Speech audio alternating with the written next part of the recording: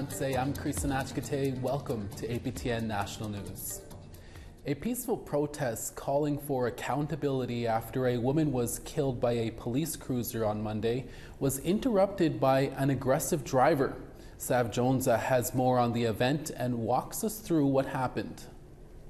Dozens of community members in Winnipeg gathered at the iconic Portage and Main intersection today, calling for police accountability.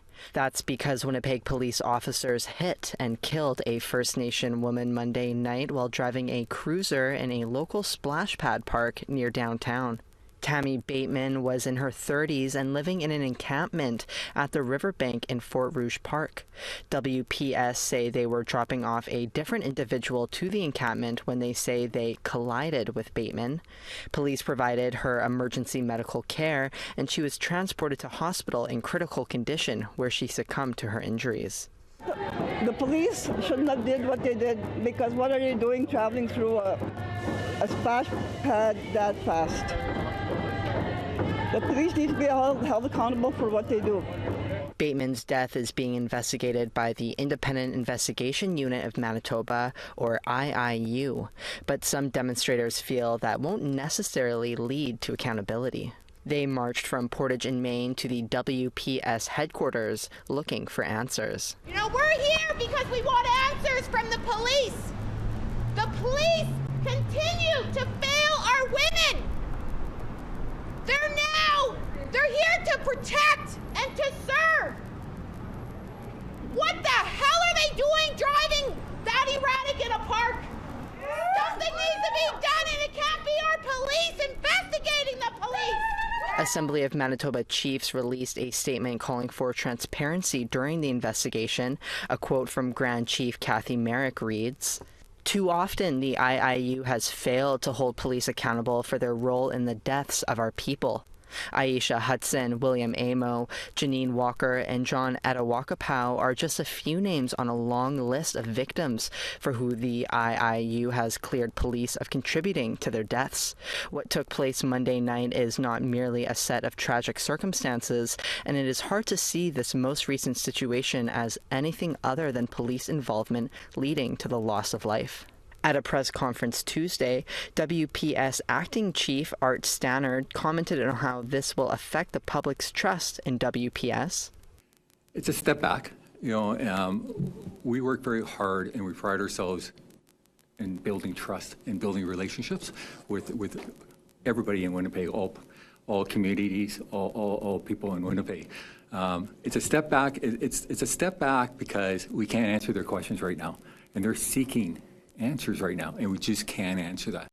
Emotions were high throughout the event. The start of the protest was peaceful, filled with drums, singing, and dancing, but things took a sour turn with an impatient driver. While police had blocked off some streets near Portage in Main, some traffic was still let through. Volunteers used their bikes and bodies to protect the demonstrators, and one driver appeared to take advantage of the situation. One volunteer caught it on camera before being hit.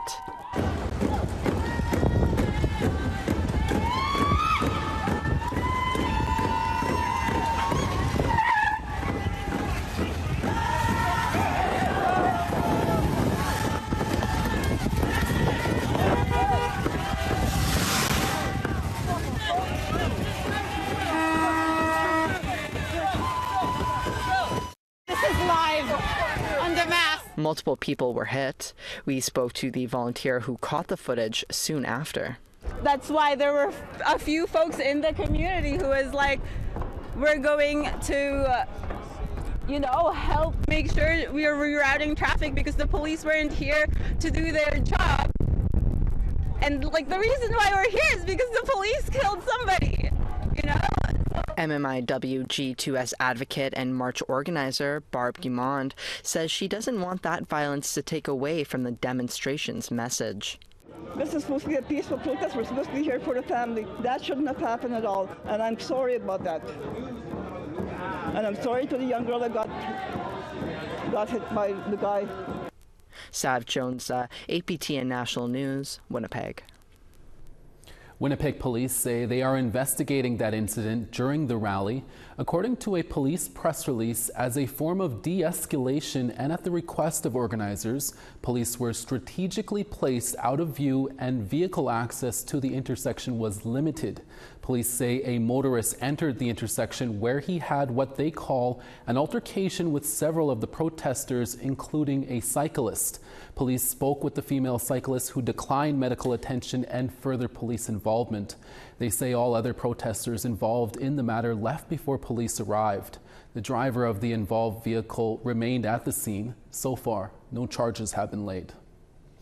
As the federal government fights in court to deny First Nations a right to safe drinking water, this week the Assembly of Manitoba Chiefs announced at a press conference they are supporting the Shamattawa First Nation. The Shamattawa First Nation filed a class action against the federal government 2 years ago for failure to provide safe drinking water. According to Shamattawa Chief Jordan Hill, his community has been on a boil water advisory for 6 years. He said instead of providing a basic right, Canada's lawyers continue to fight in court. Dennis Whitebird said the Assembly of Manitoba Chiefs stands in solidarity with all First Nations fighting for clean water. The federal government's position that First Nations do not have a right to safe drinking water on their reserves contradicts its efforts to pass Bill C-61, which aims to enshrine the right into law. This contradictory stance is deeply troubling as Canada continues to fight with First Nations in court on every issue of clean drinking water. And in this era of reconciliation, First Nations are still forced to fight for basic rights that other demographics in Canada enjoy. Last month, we brought you a story about an Indigenous consortium's plan to purchase the North's biggest telecommunications provider from Bell Media. But as APTN Sarah Connors tells us, a public interests group requests to learn more information about the sale has been denied. There's not much information about an Indigenous consortium's plan to buy Northern Telecom's provider Northwestel from Bell Media, and that's not about to change. The Canadian Radio, Television and Telecommunications Commission, or CRTC, sided with Bell and Northwestel that details of the planned transaction should remain confidential. I don't think that the public will get much information. That's the real loser here. In June, 60 North Unity, a group of Indigenous development corporations led by Yukon First Nations Telco, Dinaday Investments in the Northwest Territories, and Kitikmeot Corporation in Nunavut announced they would be buying Northwestel from Bell for up to $1 billion. News of the sale caught the attention of the Public Interest Advocacy Center, or PIAC. They say telecommunications is critical for the North. Population up there is growing fast, actually, and all sorts of new developments, and people need, for, like I said, for emergencies and stuff, it's sometimes more critical there. So I would hope that it's a public trust thing. The proposed transaction also caught the attention of the CRTC, which asked for financial details of the sale. Bell filed an abridged version of its answer for the public record, something it has the right to do under the Telecommunications Act to keep sensitive information confidential. But the PIAC said that wasn't fair to Northerners and asked the CRTC to make an exemption to make details of the sale public. And it could be the best thing in the world for everybody. I don't know. Or it could be a mix. It's just doing it in the dark for such a big, major, important essential service is, I think, the wrong way to go about this. Bell refiled its answer with headings and names of documents as requested by the PIAC, but argued it had a right to withhold information about the sale. Last week, the CRTC agreed.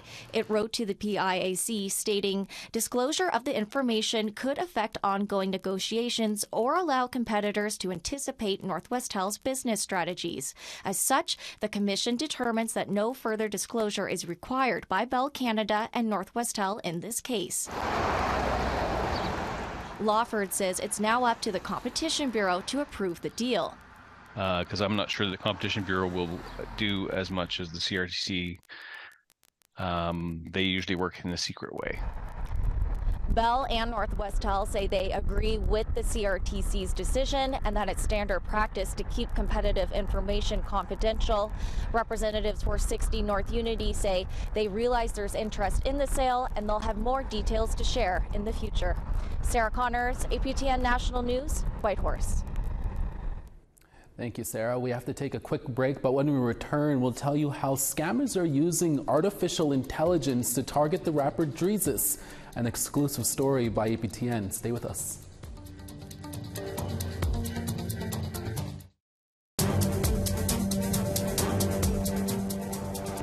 Welcome back. A hip-hop artist in Canada is warning others about the use of artificial intelligence, or AI, as it begins to grow within the social media landscape.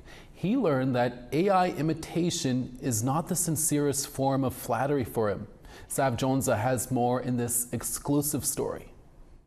Most celebrities are used to fans reaching out with love and support through social media, but the inbox of one hip-hop artist has been filled with accusations that he's running a scam. One message was like, you owe my sister.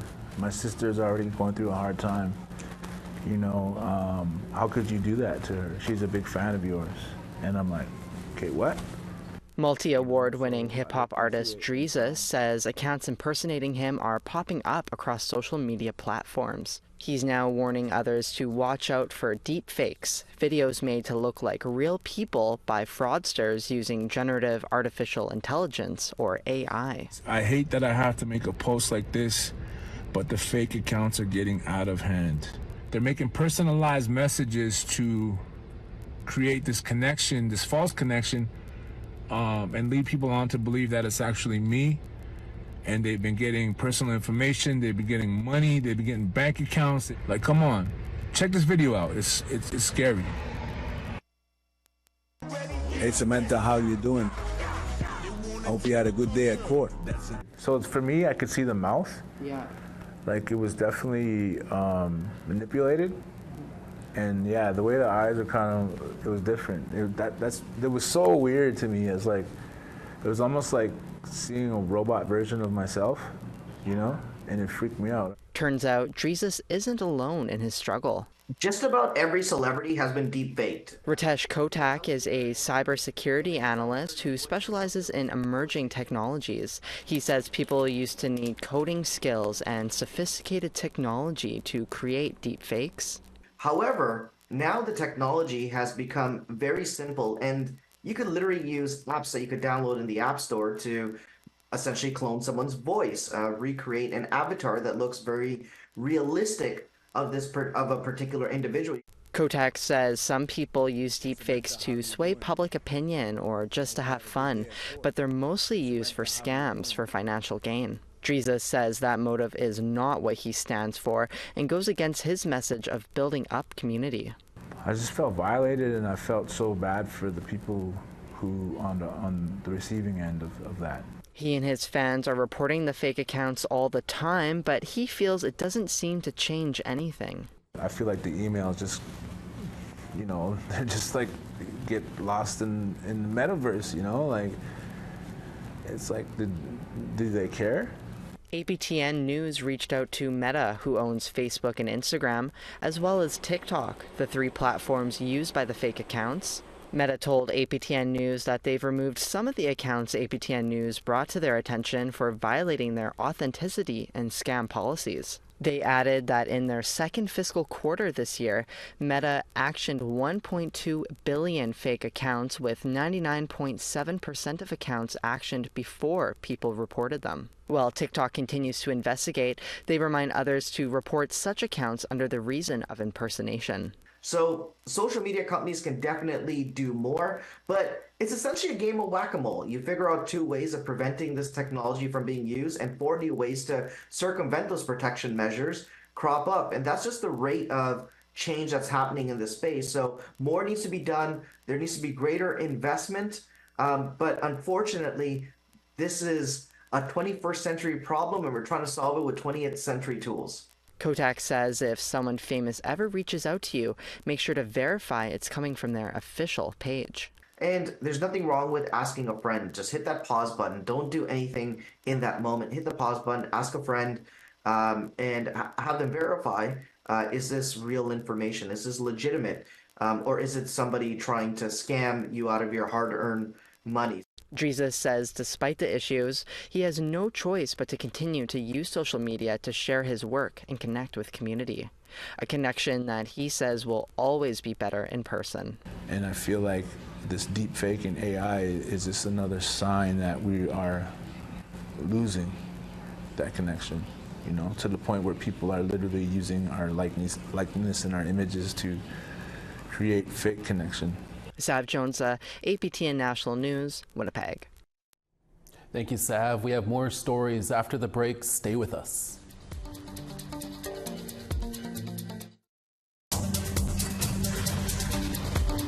Over on the East Coast, St. John's 19, Charlottetown 22. Cartwright 21, La Grande River 7. Gaspé 17, Val-d'Or 21. Toronto 22, North Bay 20. 21 in Elliott Lake, Sioux Lookout 12. 11 in Norway House, Thompson 11 as well. 13 in Winnipeg, Dauphin 11. 24 in Estevan, Saskatoon 11. La Ronge 12, Stony Rapids 11. Fort McMurray 22, Peace River 29. Lethbridge 28, Red Deer 24. 31 in Penticton, Campbell River 27. Prince George 28, Dees Lake 16. 18 in Watson Lake, Dawson 19. 15 in Yellowknife, Watee 19. Colville Lake 15, Sax Harbor 10. Chesterfield 11, Baker Lake 12. Iqaluit 5, and Clyde River 5 as well. This year's Paris Fashion Week will run from September 23rd to October 1st, and there has been a number of Indigenous models and designers gearing up to go and put their work on the world stage.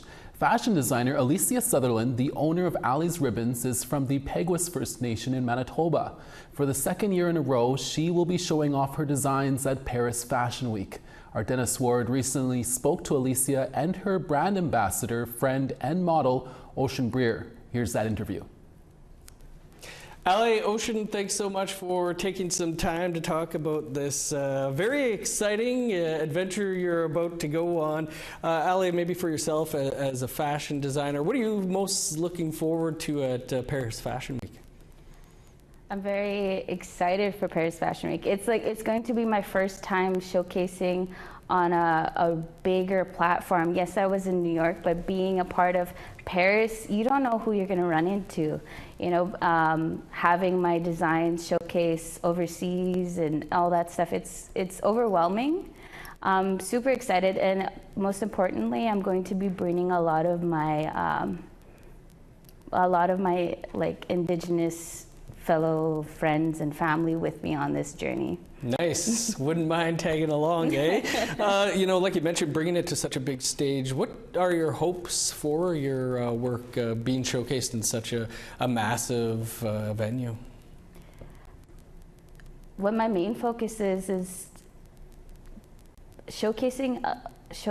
What my main focus is making sure that, you know, others see that we can go farther. You know what I mean? We weren't able to have these platforms a couple years ago or anything like that. Like being Indigenous and being in Indigenous fashion is blowing up fast. Like you're starting to see us on like billboards, or you're starting to see us on runways. Like I've been invited to more fashion shows this year than I did in the years that I've been doing this, and it's overwhelming. And I can't explain the feeling. Yeah, I totally get it. I mean, we've been doing in the last few years so many interviews with designers that in the past didn't even seem to be on the radar. Mm-hmm. What's changed, and were there people that you looked up to? A lot of. There was not much to look up to be honest. And you know, growing up, I grew up in Peguis First Nation, and there was not much resources to express myself creativity. Yeah, we had art class, but like not everyone wants to paint, and you know, I like to work with my hands, and being a part of that, I think I'm just trying to be the little girl that I needed when I was younger, like, you know, for the other people. And I try my best to incorporate as much people as I can with my with the shows that I do and all that stuff. Like, I'm not rising alone, I'm rising with my community, and that's the main goal that I try like do. That is a great goal to have. Amazing answer. Maybe Ali, can you explain what kind of work goes into Ali's ribbons? A lot of, I'm a big on prayers. So like when I sit down, I make sure that I have a good heart and a good mindset and a good spirit. Because a lot of the stuff that I do, I acknowledge them as people, like spirits and all that stuff. So what I always tell my models is, when you're wearing my work, honor the spirit that is with it. And it's a lot of ups and downs, to be honest. Trying to think of the next thing that you can do. Like, a lot of what I do is I go back and I watch a lot of couture shows, and I somehow, how can I bring ribbon work? How can I bring my culture to this and all that stuff? So it's a big process, and making sure you pray and you smudge and you have that good heart, things will come beautifully and naturally. Ocean, for yourself, what's this journey with Ali been like for you? As she was talking, I just felt emotional. Like, I still feel emotional. I kind of want to cry right now because like, I always wanted to be a model, yes, and I gave up on that dream throughout my teenage years, but Ali gave me the opportunity to go to New York with her last year, and that really opened up my eyes to the possibilities of what was out there for me, because that was something I didn't think that I was ever going to do. And, you know, New York being like the fashion capital of the world, you know, I grew up watching America's Next Top Model, and, you know, and like in this last summer, we've been fundraising together. And then when I went back to my home community, I did a fundraiser to help towards our expenses for Paris. And looking at the house that I grew up on, my reserve, I was like, my little res girl inside me was like, I would never thought that I would be, you know, walking this journey and being a model and traveling the world with one of my best friends. So. Awesome stuff. Ocean, Ali, congrats to you both. This is pretty amazing. Hope you have tons of fun over there as well, but hope you get a lot of eyes on your work you're doing. Thanks for being with us. Thank you for having us. Thank you, Dennis. And that's your midday newscast for this Thursday, September 5th. We hope all the school kids and high school kids are enjoying their new classes and teachers. Dennis Ward is back for your evening newscast in a few hours. Make sure to join us then. Hi, miigwech, masicho. Thank you for watching, and we'll see you again. Ekse.